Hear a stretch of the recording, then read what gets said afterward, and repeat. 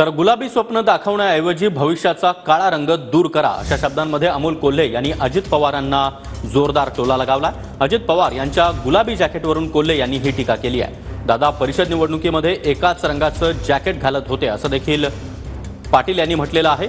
तर अजितदादा यापूर्वी असे नव्हते असं देखील जयंत पाटलांनी म्हटलं आहे। अजित पवारांच्या गुलाबी जॅकेटवरून आता अमोल कोल्हे त्याचबरोबर जयंत पाटलांनी हा निशाणा साधला।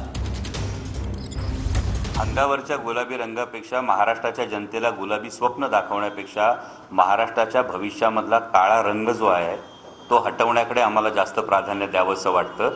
मला वाटतं त्यामुळे अंगावर जॅकेट घालण्यापेक्षा महाराष्ट्राच्या भविष्यावर जो काळा रंग लावला जातोय तो दूर व्हावा।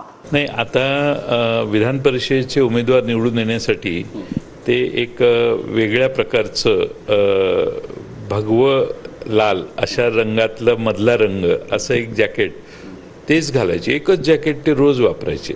नशिबाचा प्रश्न आहे आणि नशीब हुडकण्याचा प्रयत्न या रंगातून चालू आहे आणि असे पूर्वी ते नव्हते। पण अजित पवारांनी राज्याचं बजेट मांडलं तेव्हा देखील त्यांनी गुलाबी रंगाचं जॅकेट घातलं होतं।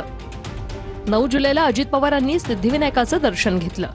दरम्यान यावेळी अजित पवार गटाच्या आमदारांच्या खांद्यावर गुलाबी रंगाचंच उपरणं दिसून आलं। दरम्यान त्याच दिवशी अजित पवार गटाकडून विधानसभांच्या पायऱ्यांवर आंदोलन करण्यात आलं। तेव्हाही अजित पवारांनी गुलाबी रंगाचं जॅकेट परिधान केलेलं दिसलं, तर इतर आमदारांच्या खांद्यावर गुलाब रंगाचं उपरणं पाहायला मिळालं। विधान परिषदेच्या निकालाच्या दिवशी देखील अजित पवारांनी गुलाब रंगाचं जॅकेट घातलं होतं। 14 जुलैला बारामती अजित पवार गटाकडून जनसन्मान रॅलीचं आयोजन करण्यात आलं होतं। दरम्यान यावेळी सभेचा संपूर्ण परिसर आणि स्टेज हा गुलाबी करण्यात आला होता।